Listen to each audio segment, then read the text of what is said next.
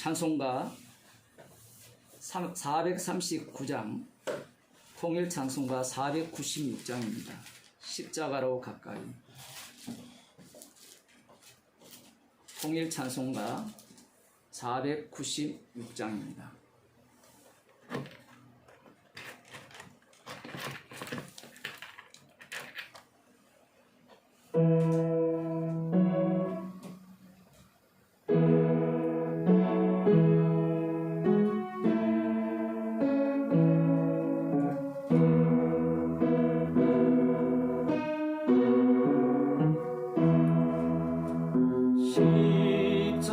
십자가로 가까이 나를 이끄시고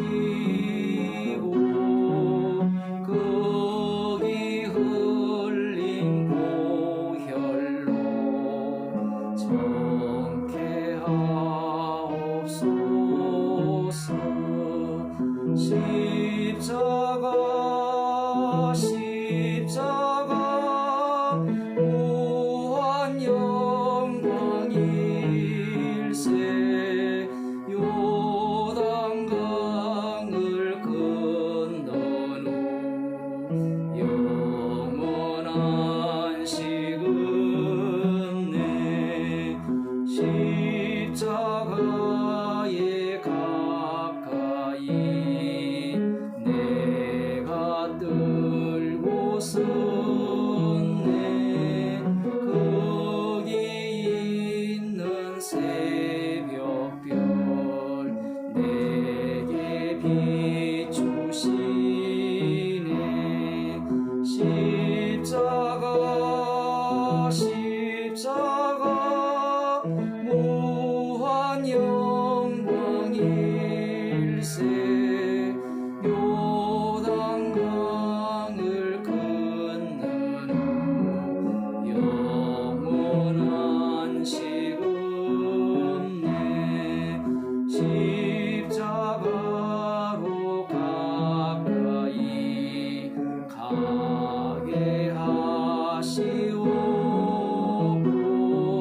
몸소 받은 고생도 알게 하옵소서.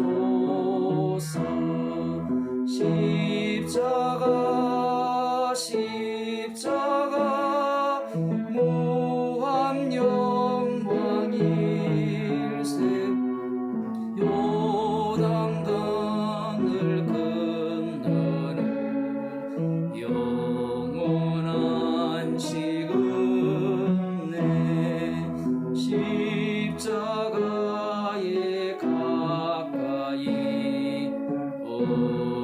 어지하고 서서 천국 이를 때까지 항상 머물겠네.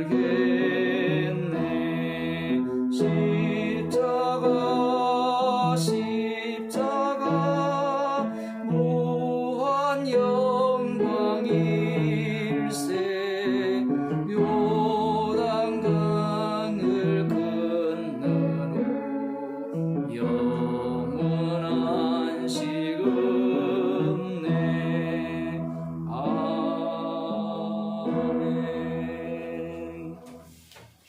하나님 말씀 잠언서 21장 27절에서 29절 말씀을 함께 읽도록 하겠습니다.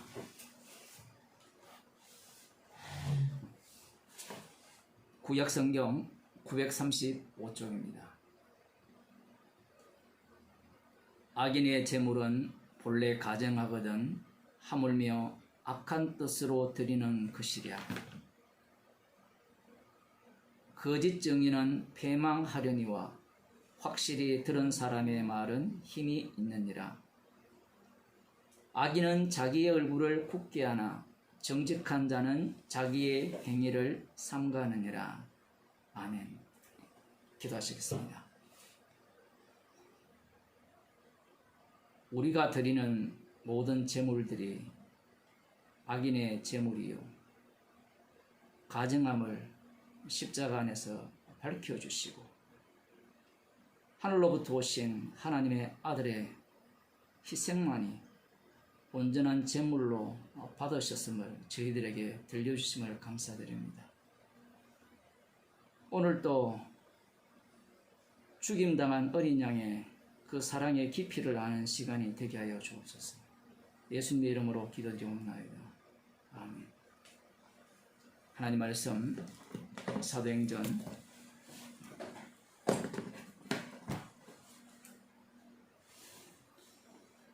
18장 1절에서 4절 말씀입니다.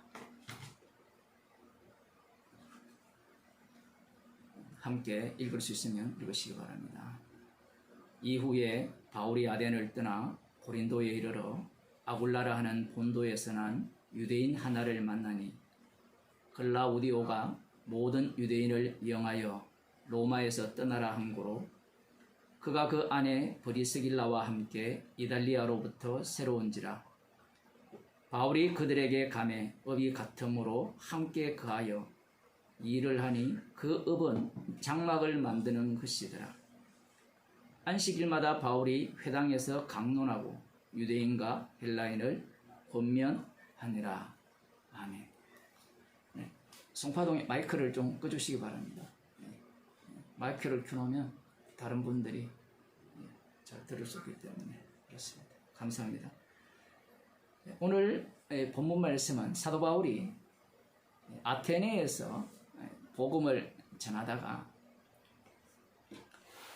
그곳에 얼마 머무르지 못하고 이제 고린도로 와서 복음을 전하는 내용입니다. 성령 받은 누가가 오늘 본문을 상당히 특이하게 기록했다라고 볼 수 있습니다. 우리들이 보기에는 오늘 본문이 무엇이 특이하냐, 그냥 뭐 일상적으로 앞서 나온 본문들과 별로 다르지 않게 기록되어 있지 않느냐, 이렇게 생각을 할 수 있는데, 이 고린도에 도착했을 때 누구를 먼저 만났느냐? 아굴라, 그 안에는 브리스길라죠. 그 사람을 먼저 만났다는 그 내용이 나옵니다. 이 아굴라와 이 브리스길라, 다른 본문에서는 브리스길라 아내거든요. 뭐 흔히 브리스카라고 이름을 이야기하고 브리스길라는 뭐 애칭이라 이렇게 추측을 하는데, 그건 별로 중요하지 않고, 어쨌든 다른 곳에서 로마서 16장에도 이들의 이름이 등장합니다만 브리스길라와 아굴라가 등장하고, 이후에 뒷부분에 에베소스에서 이들이 또 그 아볼로라는 아주 똑똑한 사람에게 복음을 전하는 그런 장면이 나옵니다. 이들을 만난 그 장면을 이 본문에서 먼저 기록하고 있다라는 겁니다. 우리들 같으면, 우리들이 만일에 누가라면 먼저 이 아굴라와 브리스길라의 신앙이 어떠한가, 그것부터 체크했을 가능성이 높아요. 그리고 이들이 언제 복음을 들었고 이들이 성령을 언제 받았는지, 그러한 이야기를 오늘 본문이나 다른 본문에서도 이야기를 하면 좋은데, 그런 내용은요 그 어디에도 없다라는 겁니다. 상당히 불친절하게 오늘 본문을 기록했고요.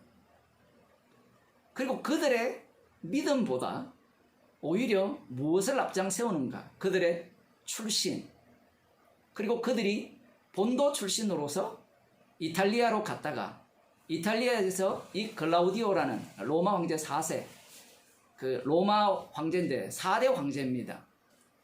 그 황제의 추방 명령에 따라서 이 고린도로 와서 천막 만드는 이 간의 수공업이라 볼 수도 있고요. 뭐 당시에는 그런 것들이 강했으니까. 그러한 업을 지금 고린도에서 하고 있음을 말하고, 사도 바울이 아테네에서 고린도에 도착했을 때 그들을 만나 업이 같으므로 함께 거하여 사도 바울이 그들과 함께 일을 했다라는 것으로 이 고린도 지역의 그 복음 전파를 시작하고 있다는 겁니다. 좀 낯설지 않습니까?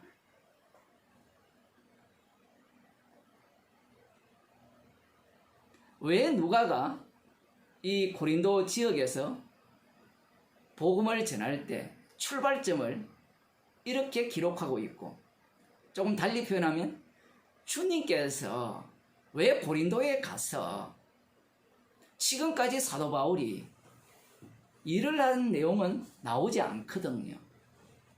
고린도에 도착했을 때 이 천막 만드는 그 업에 뛰어들어서 그 일이 뭐 아르바이트였는지 일손이 부족해서 함께 했는지, 아니면 아굴라가 신앙이 있으니까 복음을 전하는 사도 바울과 함께 이렇게 도움을 주기 위해서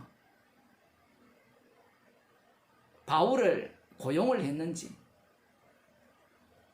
아무튼 오늘날 그 뭐 성경 해석학자들은 이 바울이 천막이라는 이 일을 너무나 잘했다, 뭐 업이 같음으로 했으니까 그렇게 이야기하기 때문에 아볼로의 그 브리스갈라와 그 아굴라의 그 일에 대해서 별반 손해는 끼치지 않았을 것이다, 그런 생각을 뭐 하기도 하죠. 근데 그건 아무도 모릅니다. 사장의 마음을 아무리 이 직원이 잘하더라도 그 사장의 마음에 합당한 일을 했는지 안 했는지는 성경에 나오지도 않아요. 주님께서 바울이 아테네를 떠나 고린도에 도착했을 때 왜 이 아굴라와 이 천막 만드는 이 장사꾼이죠, 이 장사꾼을 만나게 하셔서 그와 함께 합류하여 일하면서 안식일마다 복음을 전하게 했는가? 그 이유에 대해서 오늘 본문을 통해서 우리들이 알아야 된다는 겁니다.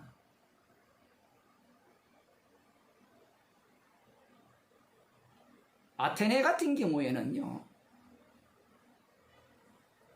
그곳에 철학자들이 많았기 때문에 이 아테네는 철학의 중심지, 예술의 중심지라고 볼 수 있어요. 그 시대 자체가. 그곳에서는 철학자들이 뭔가 가르쳐주고 그 지식으로 먹고 사는 일들이 가능했습니다. 뭐 변론해주고 이렇게 돈벌이하는 그러한 일들이 가능한 지역이었어요.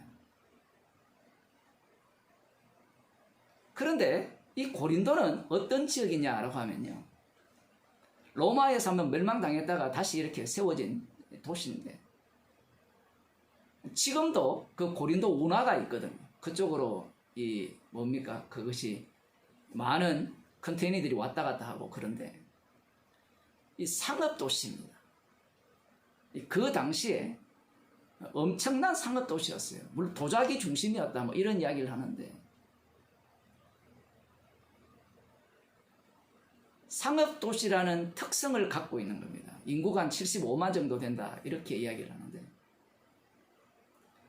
이 고린도의 사람들의 그 특성들이 이 상업도시라는 이 이름 속에 고스란히 녹아 있다는 것이 중요한 거예요. 여러분이 고린도전서 후서를 읽어보면 지금 뭔가 앞뒤가 안 맞죠. 물론 뭐 고린도 교회에 향해서 우리 중에 지혜 있는 자가 많지 않고 이런 표현을 하지만, 어쨌든 이 상업도시이기 때문에 부유한 자도 있었을 가능성이 있습니다. 그런데 고린도 전후서를 읽어보면 이 고린도 교회가 헌금을 안 해요. 그러니까 우리는 이걸 보고 비난을 가할 가능성이 되게 높거든요. 그런데 사도 바울이 뭐라고 이야기를 합니까? 정답을 이야기를 하죠. 복음을 전하는 자는 복음으로 말미암아 살리라. 그게 정답이죠. 그런데 정답이 십자가가 아니에요. 사람들은 그걸 정답으로 생각하는데 정답을 넣으면서 죄를 지적하면서 동시에 사도 바울 자신을 어느 자리로 몰아가느냐라고 할 때는 십자가의 자리로 몰아간다라는 사실입니다. 지금 이 상업의 도시 고린도 이곳에 도착했을 때 아굴라를 처음 만납니다. 이 본도 출신이라고 표현하는 이유는 사도행전 2장에 등장하는 도시 이름들이 나옵니다. 거기에 본도가 나와요. 그러면 우리가 이 아굴라가 어떻게 복음을 듣게 되었는가, 그것을 추론을 해보면 아마 오순절날 성령을 받은 그 모습을 본 그들 가운데 복음을 들은 자들 중에 본도로 돌아가서 복음을 전했을 가능성이 가장 높죠. 아니면 또 로마로 가서 복음을 전한 자도 있겠죠. 돌아가서. 거기에 대해서는 우리가 어떻게 말을 할 수가 없어요. 단지 추론만 할 뿐입니다. 본도라는 말을 언급함으로 말미암아 본도에 유대인들이 많이 살고 있었고, 거기에 살고 있었으면 거기에 얼마든지 정착할 수 있었죠. 유대인끼리 모여 있으니까. 그런데 어떤 연유인지 어떤 사람들은 그런 이야기를 해요. 천막 만드는 전문가니까 이탈리아로 가서 장사를 해서 부자가 되기 위해서 갔다, 그런 이야기를 하는데, 어쨌든 그렇게 갔든 저렇게 가든 본도에서 이탈리아로 갔다가 하필 이 로마 4대 황제인 그 전 황제 가이사입니까? 가이사가 시해당하죠. 시해당한 이후에 얼떨결에 이 장애인이 글라우디 황제인데, 이 황제에 의해서 쫓겨나게 됐습니다. 모든 유대인들은 추방시켰어요. 흔히 천막 만드는 사람이었기 때문에 돈이 많았겠지 않느냐, 이렇게 생각을 하게 되는데, 이것도 상당히 의문입니다. 돈이 많았다면 로마 시민권을 돈으로 사서 안정된 그 사업을 펼칠 수 있어야 했겠죠. 또 어떤 사람들은 이 브리스길라를 로마 시민권자로서 아주 부유한 여인이라 이렇게 치켜 세웁니다. 추석이나 설교에서 대부분 그렇게 이야기하거든요. 근데 성경에 안 나와요, 그런 것들은. 어느 민족 출신인지 그런 것도 나오지 않습니다. 그런 것들을 다 배제해야 돼요. 그러면 이 아굴라나 브리스길라가 천막 만드는 그 사업이죠. 가내수공업 같은 사업을 하면서 나중에 그 집에 교회도 있기 때문에 그 직원인지 노예인지는 잘 모르겠습니다만은 어쨌든 괜찮게 그 업을 했을지도 몰라요. 오히려 이 바울은 나면서부터 로마인이라 이렇게 함으로 말미암아 그 부모 때문에 로마 시민권자가 된 거고요.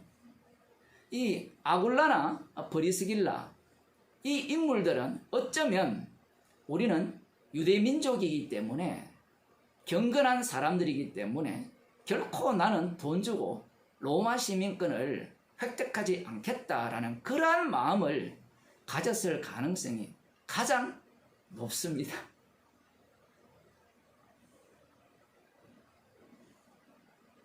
성경에 등장하는 유대인들이 대부분 그러한 인물들이거든요. 보통 사람들이 아니에요. 그러한 입장에서 아굴라를 봐야 되고 브리스길라를 보아야 된다는 겁니다. 그 근거가 뭐냐? 그 당시에 이 서기관들이나 율법사들, 흔히 바리새인들이죠. 이런 사람들은 어떤 생각을 품고 살았느냐라는 겁니다. 사도 바울이 왔으면 우리 같으면 복음을 전하는 사람이잖아요.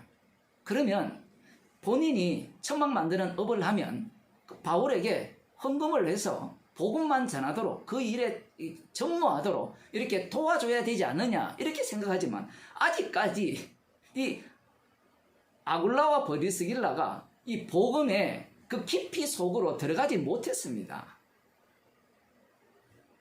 우리들은 성령 받으면 뭐 다 알지 않느냐 하지만 그렇지 않아요. 성령께서 다 알게 하시는 일을 어떻게 일을 하시는가 하면 세월 속에 환경 속에 집어넣어서 다 알게 하셨다라는 것을 알게 하세요. 주님이 하시는 일이 우리들이 예상하는 바와 전혀 달라요. 만일에 우리들이 생각하는 성령께서 다 알게 하셨습니다. 그러니 나 다 알 수 있습니다. 이렇게 인간들은 반드시 주장하게 되어 있거든요. 그러면 자기가 뭐가 되는 건 주의자 일에 올라버려요. 그렇게 일을 하지 않습니다. 주님께서는. 철저하게 인간을 죄인으로 몰아가면서 너는 아니오를 계속해서 고백하시면서 자기 백성 속에서 십자가의 완료성을 성령을 통하여서 증거케 하시는 거예요. 그래서 아볼로나 브리스길라도 이 복음의 깊이를 잘 모릅니다. 잘 모르고 단지 이들이 복음을 들었기 때문에 예수님을 믿는 것은 분명하고요. 성령 받은 것도 분명한 사실입니다. 그 이후에 따로 받았다는 게 안 나오기 때문에. 나중에 보면요. 이 브리스길라와 아굴라가 바울을 위해 목숨까지도 내어놓는 사람이라 이렇게 이야기를 해요. 이 부분 또 나중에 또 언급할 시간이 있을지 모르지만 상당히 어려운 말씀이죠. 아니 너랑 나랑 똑같은데 내가 왜 너를 위해 목숨을 내놓아야 돼? 이런 말을 오늘날 교인들이 얼마든지 할 수 있거든요. 동일한 성령을 받았는데 바울이 목숨을 내놔야지 왜 브리스길라 아굴라가 목숨을 내놓아야 돼?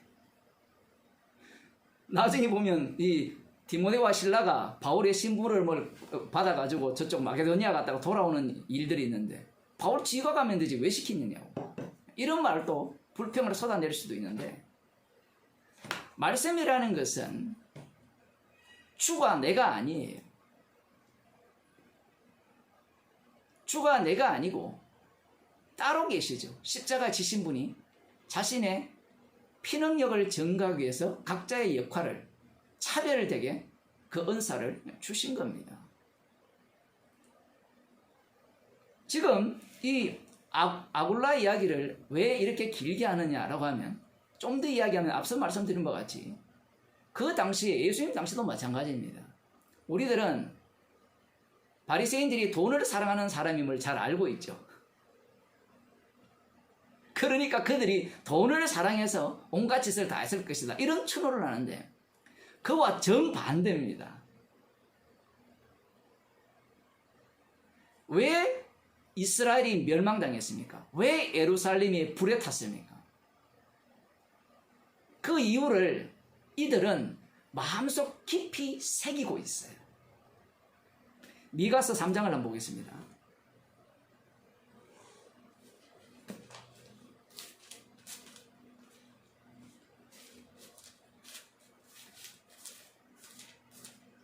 요나 다음에 있는데요. 구약성경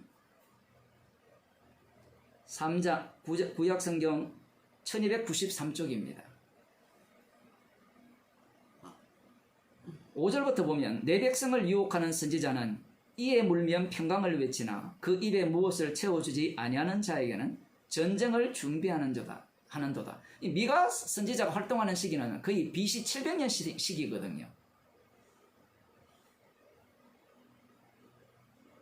이스라엘이 멸망당하려면 BC 586년에 멸망을 당하잖아요. 아직 조금 있어야 됩니다. 그 전체 시대를 무엇으로 덮어버리는가 하면 이 선지자들을 일방적으로 규정하기를 이에 뭔가를 집어넣어주지 않으면 오늘날로 말하면 돈을 물려주지 아니하면 평강을 외치는 것이 아니라 전쟁을 준비한다는 거예요. 인간들이 돼지 머리를 이렇게 해가지고 그 입에 뭘 물려줍니까? 그거 보면 꼭 선지자들한테 물려주는 것 같아요. 돼지 입에 꽉 돈을 물려주고 내가 하는 영화, 내가 하는 사업을 이 사업을 번창하게 해달라. 그렇게 하잖아요. 그게 이제 타고 올라가면 이스라엘로 들어가는 겁니다. 그것이 이스라엘과 무관한 게 아니에요. 그 선지자들이 입에 뭔가를 물어주면 평강을 외치죠. 선지자들이 뭘 합니까? 하나님과 뭘 하죠? 직통 계시를 받잖아요. 무당들에게 가서 좋은 정죄를 받으려면 돈을 내야 되잖아요. 그게 그냥 만들어진 게 아니에요. 무료로 해주는 게 없습니다. 이 세상에는.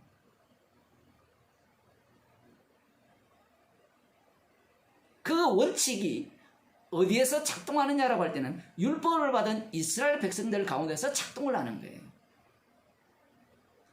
무엇을 채워주지 아니하는 자에게는 전쟁을 준비하는도다. 이런 선지자에 대하여 여호와께서 가라사대 그러므로 너희가 밤을 만나느니 쭉 나오고요. 8절에 보면 오직 나는 여호와의 신으로 말미암아 권능과 공의와 재능으로 체험을 얻고 야곱의 허물과 이스라엘의 죄를 그들에게 보이리라. 이렇게 쭉 나오면서 9절부터 또 보겠습니다. 야곱 족속의 두령과 이스라엘 족속의 치리자 곧 공의를 미워하고 정직한 것을 굳게 하는 자들아. 이스라엘의 치리자들, 두령들, 왕도 여기에 포함됩니다. 이들은 공의를 미워하고 정직한 것을 굳게 하는 자들이라는 겁니다. 우리들은 공의를 원하잖아요. 정직하게 하기를 원하잖아요. 검찰이나 판사가 재판을 할 때, 고소를 할 때 정직하고 공의롭게 하기를 원하잖아요. 이스라엘이 그러지 않았다는 것은요, 여러분 기대도 하지 말라는 이야기입니다. 성경을 좀 봐야 되는데 어느 판사가 어느 검사가 공의롭게 정의롭게 합니까? 그런 거 없어요. 법대로 한다, 그런 것도 없습니다. 간혹 가서 그런 사람들이 있긴 하죠. 그러나 그것조차도 말씀에 의하면 악입니다. 이들이 지금 무엇을 좋아하느냐? 정의를 좋아하지 않아요. 그래서 이런 걸 갖고 민중신학자들이나 안 그러면 저 장로의 이런 인간들은 대통령이나 그 법을 집행하는 자들에게 공의를 행하라 이런 소리를 하는데, 그렇게 공의롭게 한 자들이 바리새인이고요. 예수님 당시에 유대인들입니다. 그들이 예수님을 죽입니다. 10절에 보면 시온을 피로 예루살렘을 죄악으로 건축하는도다. 이 내용을 누가 뼈저리게 새기고 있는가 하면, 뼛속 깊이 새기고 있는가 하면 예수님 당시의 유대인, 그 사도 바울이 지금 복음을 전하는 흩어진 유대인들이 새기고 또 새겨요. 그럼 이들이 왜 공의롭게 판결을 하지 않느냐? 왜 이들이 이 불의를 밥 먹듯이 하느냐? 그 이유가 뭔가 하면요, 그 두령은 뇌물을 위하여 재판하며. 이 두령은 재판 판관이잖아요. 원래는 제사장이 그 일을 담당했는데 70부장, 70장로가 그 일을 감당하고요. 그러한 어떤 역할을 감당하는데 그들의 재판의 기준은 하나님의 말씀이죠. 말씀을 위해 재판을 해야 되는데 그들은 뇌물을 위하여 재판을 하는 겁니다. 표현이 재밌죠. 뇌물을 많이 주면 많이 준 그를 위해 판결을 내리는 거예요. 이것은요, 어디든 마찬가지입니다.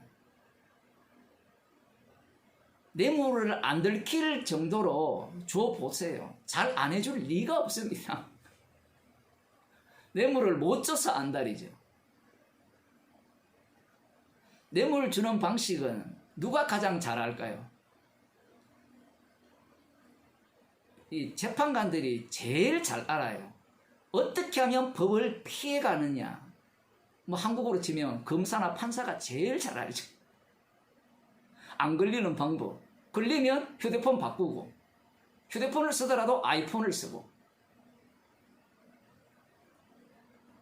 비난하고자 하는 얘기가 아니라요, 이 인간들 자체의 사고 구조가 이렇게 되어 있다는 겁니다. 뇌물을 주면 뇌물을 많이 준 쪽에 승리를 안겨다 주는, 재판에서 이기는 판결을 내리는 겁니다. 여러분이 뉴스를 보면 간단하잖아요. 유전무죄, 무전유죄잖아요. 우리는 눈꽃 하나만큼도 법을 어겨도 벌금을 내잖아요. 그런데 좀 권력 있는 사람들은 뭐 그걸 냅니까? 그 다음 이제 누가 나오는 건 제사장이에요. 제사장은 삭슬 위하여 교훈하며, 이 교훈의 내용은 역시 율법이죠. 그런데 이 율법을 어떻게 하는 거면 돈을 받고 하는 거예요. 오늘날 목사들처럼 사례를 받는 것으로 뭘 합니까? 설교를 하는 거예요. 그러면 목사님 사례 받는 게 잘못되었습니까? 지금 앞서서 그런 얘기 했잖아요. 복음으로 말미암아 살리라라고 말씀했잖아요. 그것이 옳은 이야기를 하는 게 아니에요. 십자가를 전가하는 겁니다. 지금 제사장들이 삭슬 위하여서 교훈을 했거든요. 왜 이렇게 합니까? 그 한 원인은 간단해요. 왜 그렇습니까? 11조 안 하니까 그럴 거 아니에요. 이스라엘 백성들이 11조만 제대로 해보세요. 누가 삭슬을 위하여 교훈하겠어요? 이것은 단순히 제사장만의 문제가 아니고요. 이스라엘 전체의 문제예요. 그러면 백성들이 11조 안 하면 그래도 삭슬을 위하여 안 해야 되느냐? 안 해야 되지 않느냐라고 이야기하지만 구약은요. 그렇게 하라는 겁니다. 같이 망해야 된다는 것을 말씀하기 위해서 이스라엘 백성들을 만든 거예요.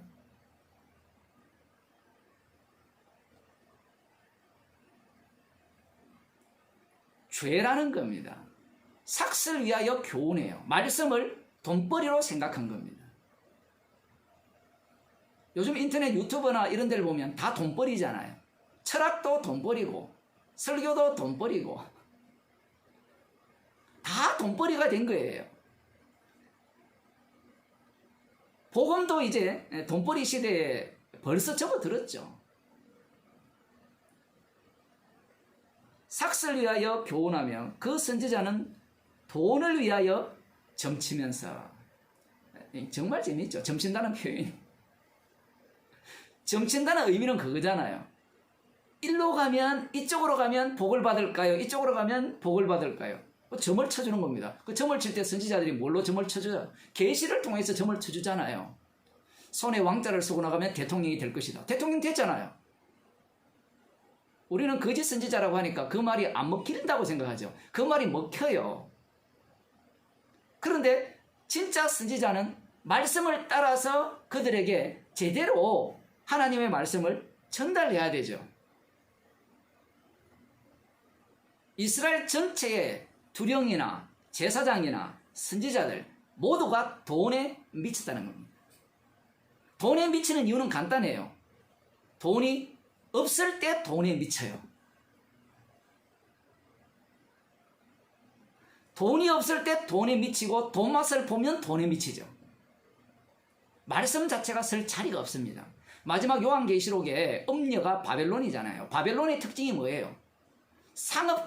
상업하는 나라잖아요. 상인의 나라잖아요. 거상들의 나라. 그 거상들의 나라는 돈이 지배하는 세계입니다. 이거 옛날 옛적 이야기죠. 지금 2020년 아닙니까? 2700년 전 이야기잖아요. 하나님의 말씀이라는 것이 그냥 그 시대의 상황만 이야기하는 것이 아니라 그 시대의 상황을 갖고 인간 전체의 그 바탕을 깔고 있는 그 악마성이 무엇을 깔고 있는가를 고스란히 들추어내는 겁니다. 아볼로가 아니라 브리스길라와 아굴라가 유대인이라 했잖아요. 본토 출신 유대인. 그곳에 유대인들이 많이 살고 있었고, 그러면 유대인 회당이 있었을 거고, 그러면 이들은 그 회당으로부터 하나님의 말씀을 철저하게 교육을 받은 자들입니다. 교육을 받았기에 너희들은 어떻게 살아서는 안 된다? 돈벌이로 말씀을 이용해서는 안 된다는 이러한 인식이 머릿속에 박혀 있는 거예요. 바리새인들이 말씀을 갖고 돈벌이한 적이 없습니다. 성경에 그런 게 안 나와요. 서기관들이 그 당시에 그 문서들이 그렇게 돼 있어요. 서기관들은 이 말씀을 가르쳐서 돈 버는 일을 철저하게 멀리하고요. 그래서 유대 교육에 있어서는 어릴 때부터 돈 버는 법을 가르쳤다라는 겁니다. 그래서 지금 돈 많이 벌어서 미국에 큰 영향력을 미치고 전 세계에 큰 영향력을 미치잖아요. 왜 그러냐라고 할 때는 시대적 상황을 깔고 있죠. 역사적 배경을. 돈벌이로 말씀을 이용했고 돈벌이로 하나님의 법을 이용했기 때문에 우리가 멸망당했다는 겁니다. 그래서 이 말씀을 갖고는 돈벌이하면 안 된다는 거예요. 그게 지금 아굴라가 갖고 있는 사고방식입니다. 이것과 무엇이 맞물려 있습니까? 고린도 이 지역과 맞물려 있죠. 상업도시. 이 사람들의 특징은 어떤 특징을 갖고 있을까요? 돈벌이는 항상 일을 해서 버는 돈벌이여야 된다는 거예요. 만일에 사도 바울이 여기에 와서 일을 하지 않고 복음을 전한다. 그러면 그들은 그들의 선입관에 의해서 저들은 우리와 맞지 않는 그러한 자들이다라고 쳐낼 가능성이 대단히 높습니다. 특히 회당에 들어가서 안식일마다 복음을 전하잖아요. 복음을 전할 때 그 지역 사람들도 여전히 누구의 무엇의 영향을 받느냐라고 할 때는 그 도시의 영향을 고스란히 받게 되어 있어요. 그 도시 분위기가 어떤지 대구 분위기랑요 서울 분위기가 달라요. 교인들이 생각하는 게 다르거든요. 마찬가지입니다. 아테네 같은 경우에는 철학의 도시고 얼마든지 지식을 가르쳐서 돈을 벌 수 있는 그런 지역이지만 이 고린도 같은 경우에는 상업도시잖아요. 지식을 전해서 그들의 보기에는 지식이잖아요. 지식을 가르쳐서 먹고 산다는 이 자체가 용납이 안 되는 도시라고 볼 수 있는 겁니다.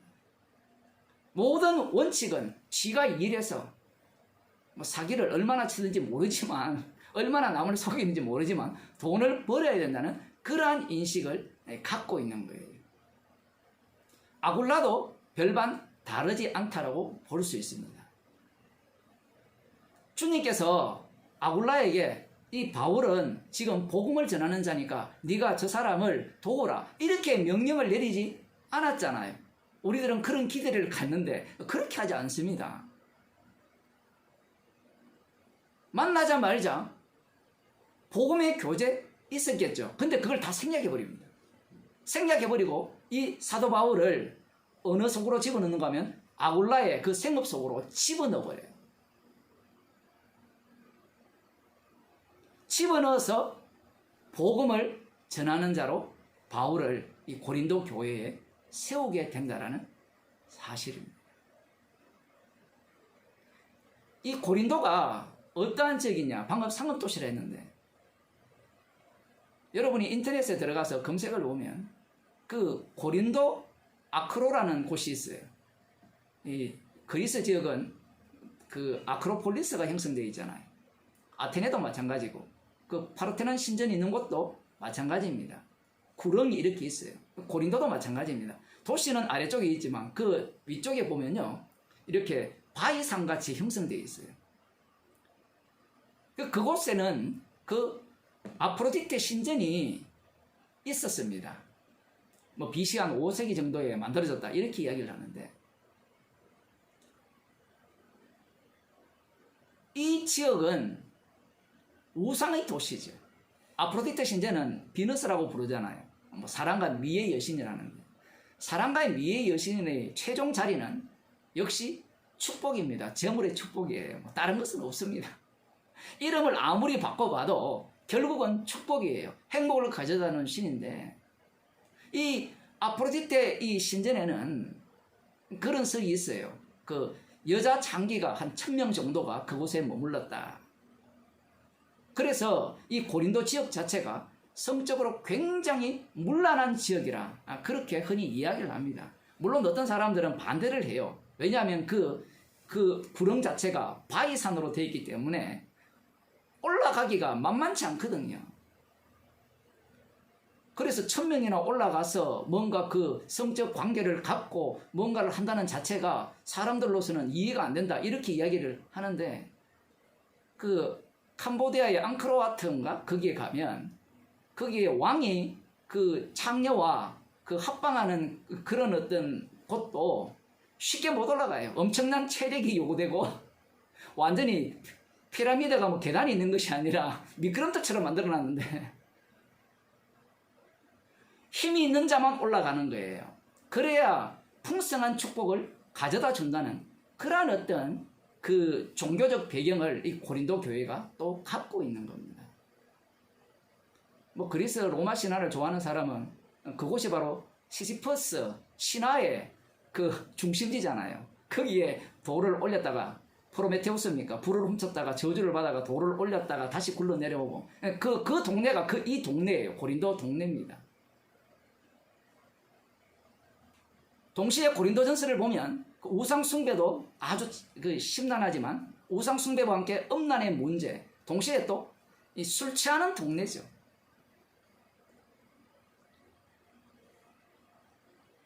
이 돈하고 이렇게 다 맞물려 있습니다.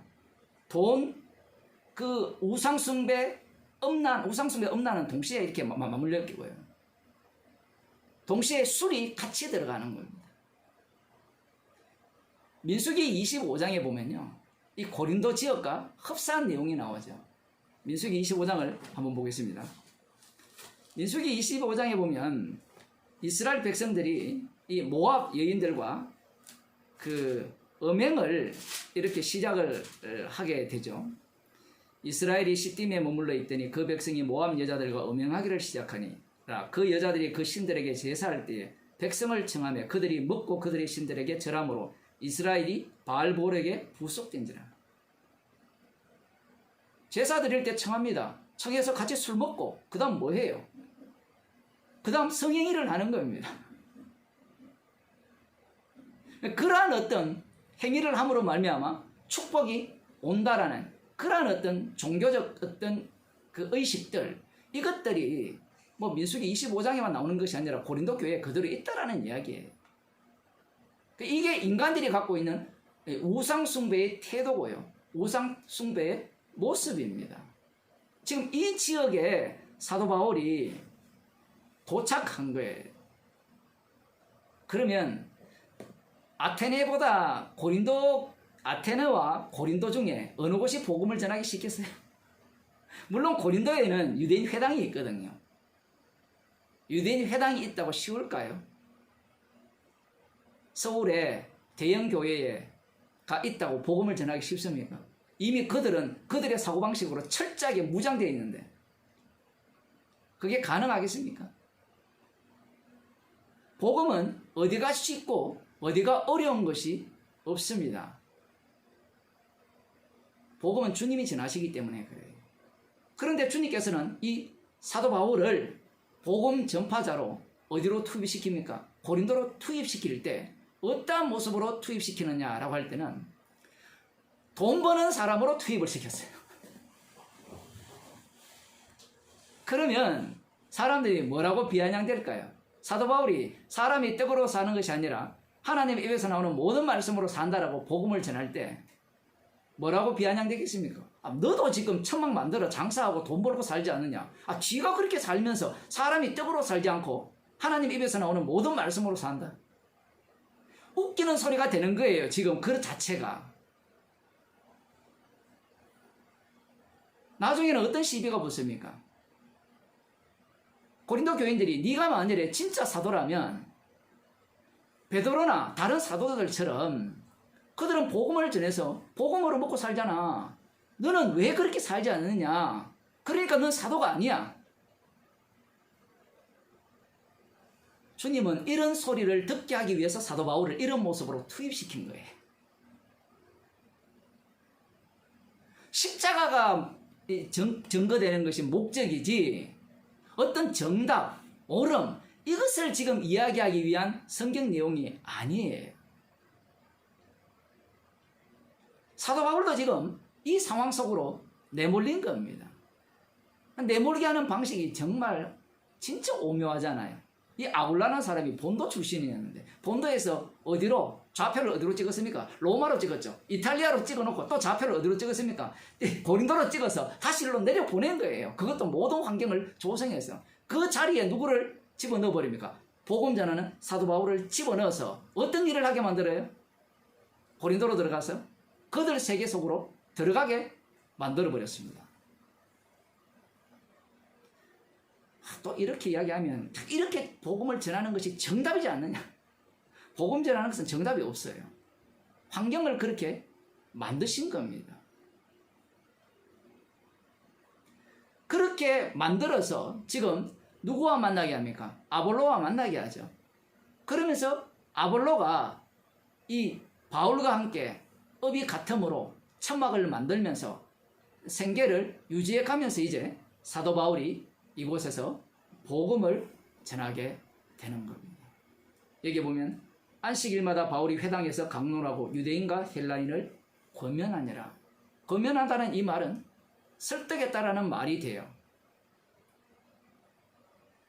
복음은 선포지 설득이 아니다 라고 이야기하니까 사람들은 또 오해를 해요. 복음을 전할 때 설득의 방식이든 가르침의 방식이든 어떤 방식이든 모든 것이 십자가의 지혜에 들어가 있기 때문에 다 선포예요. 그래서 전도에 미련한 것이라고 표현을 하는 겁니다. 지금 사도 바울은 자신의 어떤 권리와 정당성을 주장하는 입장에 놓여 있지 않고 주께서 만드신 환경 속으로 들어가서 복음을 전하고 있다라는 사실이에요. 누가복음 16장을 한번 보겠습니다. 누가복음 16장에 보면 우리들이 너무나 잘 아는 이 불의한 청지기 비유가 나오죠. 불의한 청지기 비유를 예수님께서 말씀을 하시는데 이 불의한 청지기가 이제 자기의 자리가 뺏길 위기에 처하니까 우리 같으면 어떤 행동을 해야 되느냐라고 하면 주인에게 잘 보이는 행동을 해야 되죠. 그러면 오히려 더 정직하게 빨리 빚 독촉을 해서 그들을 갖게 해서 주인의 재산을 더 많게 해줘야 주인이 기뻐할 거 아닙니까? 그런데 예수님께서는 주인의 재물을 이 횡령한 이 불의한 청지기의 이 행동을 어떤 식으로 몰고 가는가 하면 더 불의한 쪽으로 몰고 가요. 누구에 대해서? 주인에 대해서. 그러니 예수님이 말씀하시는 이 주인 자체는 이미 십자가이신 주님인 겁니다. 인간이 생각하는 주인이 아니에요. 물론 듣는 바리새인들은 이 말씀을 전혀 이해를 못하는 거예요. 돈 빌린 사람들에게 다 감해줍니다. 누구 마음대로? 지 마음대로. 불의를 주인에 대해서 불의를 행했는데 더 불의를 해요. 그러자 주인이 칭찬하는 겁니다. 지혜 있게 하였다.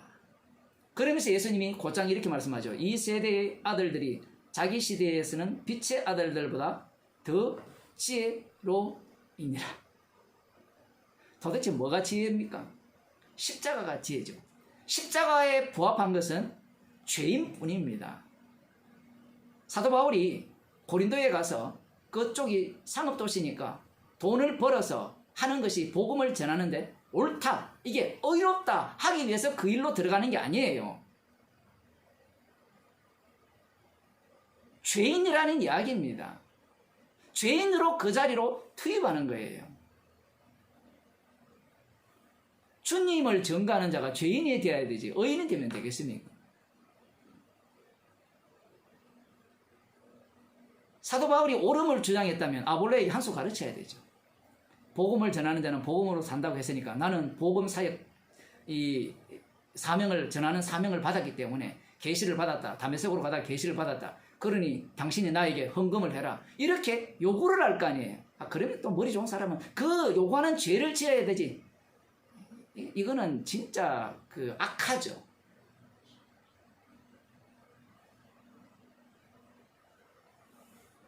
불의의 재물로 친구를 사귀라. 그리하면 없어질 때에 저희가 영원한 처소로 너희를 영접하리라. 말도 안 되는 논리죠.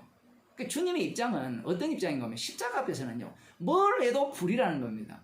만일에 뭘 한 어떤 것에 대해서는 불의하지 않다라고 한다면 그 인간은 지옥 간다 얘기예요. 용서 안 받지 못했다라는 이야기입니다. 성도는 이 말씀에 부합한 사람으로 사는 거예요. 불의한 재물로 친구를 사귀는 겁니다. 재물이라 했으니까 우리가 재물을 갖고 하는 모든 일이 불의한 거다 얘기죠.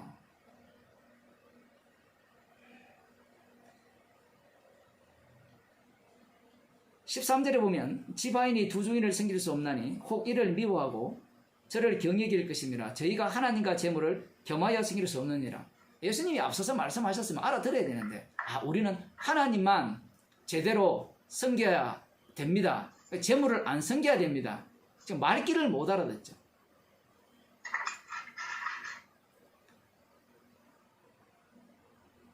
사도 바울이 생계를 위해서 돈을 벌잖아요. 그럼 죄인이 돼야 되는 거예요. 복음을 전하는 자는. 하나님과 재물을 겸하여 섬길 수 없다니까. 나는 하나님만 섬길래. 고상한 신앙인이 될래. 주님은 죄인을 부르러 오셨거든요. 앞뒤 말씀이 이해가 안 되는 겁니다. 물론 바리새인들은 앞부분에 말한 이야기만 머릿속에 확 박힌 거예요. 이들이 돈을 좋아한다는 말은 그 당시에 대부분의 바리새인들이 상인이었다라는 이야기를 하거든요. 돈벌이를 잘했다라는 겁니다. 그러면 돈벌이를 잘했다는 것은 밑에 있는 회계나 경리나 재무 그 사람들이 돈 관리를 어떻게 했다는 거예요. 주인 마음에 들게 저 불의한 청지기처럼 안 했다는 이야기거든요. 그러면 이 바리새인들 입장에서는 그렇게 정직하게 하고 그 정직하게 한 것에 대해서 내가 부자가 되었으니까 이것은 하나님이 주신 축복이라 이렇게 여기니까 예수님 앞에 죄인으로 드러날 이유가 없는 겁니다.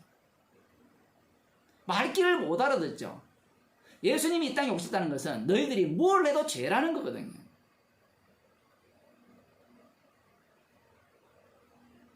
뭘 해도 죄예요. 재물만 불의한 것이 아니라 모든 게 불의하죠. 왜 불의합니까? 이 세상은 악마가 권세를 잡고 있잖아요. 돈만 잡고 있습니까? 권세도 잡고 있죠.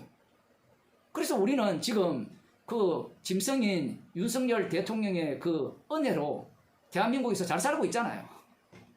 그 불의한 것으로 친구를 사귀는 거예요. 물론 때가 되면 그 짐승이 발악을 하겠지만 그러한 때도 주님께서 허락하셔야 가능한 일이고요. 어떤 사람들은 그런 게 싫으니까 자기만의 천국을 만들려고 하잖아요. 저런 짐승의 지배가 없는 우리만의 세상. 그래서 얼마 전에 브라질에 애들 7명이가 죽은 자기만의 천국을 자기만의 왕국을 만들어내려고 하잖아요. 주님이 만드신 천국은 자신의 피로 만드신 천국입니다. 그곳은 죄인만 들어가는 곳이죠. 여기에서 이 바리새인들이 돈을 좋아하는지라 이렇게 이야기를 하니까 사람들은 바리새인들이 돈을 좋아하니까 돈벌이를 위해서 수단과 방법을 가리지 않을 거다 이런 생각을 하는데 앞서 제가 말씀드린 것 같이 수단과 방법을 가린 게 아니라 미가서 3장을 이들은 머릿속에 넣고 있어요. 그래서 하나님의 말씀과 관련되어서는 그들이 철저하게 돈벌이 수단으로 생각하지 않는다는 겁니다. 그들을 향해서 예수님께서 지금 이 말씀을 하신 거예요. 남들이 볼 때는 바리새인이 하는 이 일들이 의롭고 하나님 보시기에 괜찮은 일로 보이잖아. 그렇지 않습니까? 그럼 우리는 이런 생각하죠. 사도 바울이 천막 만드는 일을 해서 돈을 버니까 그것은 정당하지 않습니까? 그렇게 해서 복음을 전하면 의롭지 않습니까? 이런 생각을 가질 가능성이 아주 높죠. 그래서 어떤 선교단체는요, 직접 일하면서 자기 일을 가지면서 돈을 벌면서 그 선교를 하라는 지시를 받고 교육을 받는 쪽도 많아요. 근데 웃기는 건 그렇게 해놓고요, 투자금을 다 갖고 오거든요. 이 반대의 경우도 많아요. 반대의 경우는 뭔가 하면 내가 복음을 전하니까 나는 후원을 받아야 돼요. 후원 받는 것도 가관이에요, 가관. 저같이 이렇게 옷을 입으면 절대로 안 돼요. 이렇게 입고 다니면요, 후원금 안 옵니다. 한국에 나갈 때는요, 교회를 방문할 때는 공항부터 시작해서 아주 우중충하게 입고 나가야 돼요. 그리고 교회마다 다니면서 죽을 지경입니다. 정말 힘듭니다. 지금 정치적 상황과 경제적 상황이 정말 어렵습니다. 우는 소리를 안 하면요, 구걸을 안 하면 교회가 헌금을 안 해요. 머리도 이 정도 단정하면 안 돼요. 가끔 비행기 타고 이전에 자주 나갈 때 그런 선교사들을 보거든요. 옷차림이요. 제가 제일 깔끔해요. 여기에는 어떤 분이 서울에 아파트도 한 2채 있고 빌딩도 있는데 그 비행기 타고 나갈 때 보면 하나만 우중충한 옷을 입고 나가거든요. 그 사람들의 주장이 뭔가 하면 나는 복음을 전하니까 여러분이 헌금을 해야 된다는 거예요. 근데 그렇게 요구하면 누가 줍니까? 마음속에는 그런 마음이 있더라도 숙여야 되거든요. 죽을 지경입니다. 그래서 선교 편지 쓸 때요. 아주 어떻게 씁니까? 재미있게 쓰잖아요. 선교 보고할 때.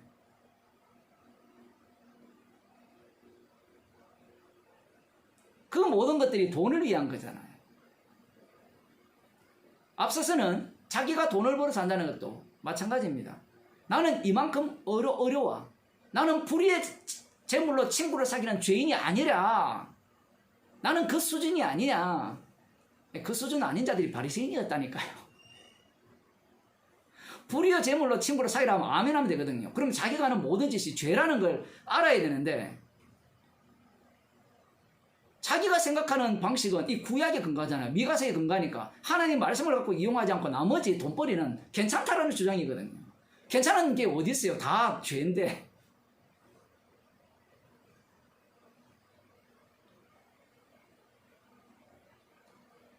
또 이렇게 이야기하면요. 어차피 죄니까 사기치자. 이렇게 주장하는 사람도 나오고요. 별별 인간들이 다 나옵니다.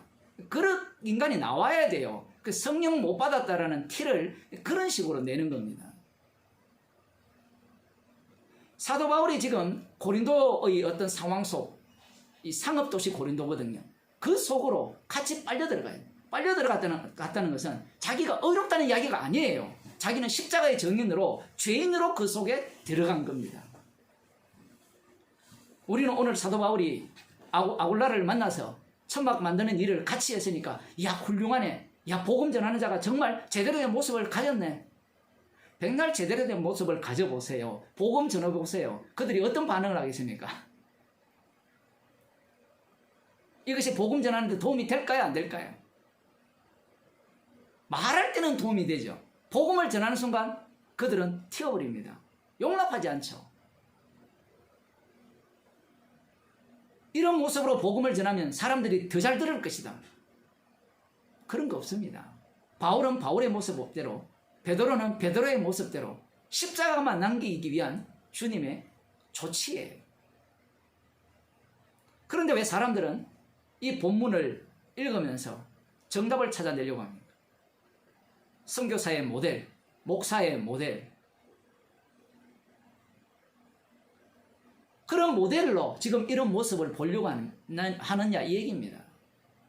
선교 교육을 받으면요, 다 이 본문을 갖고 여러분들도 텐트 메이커가 돼야 된다.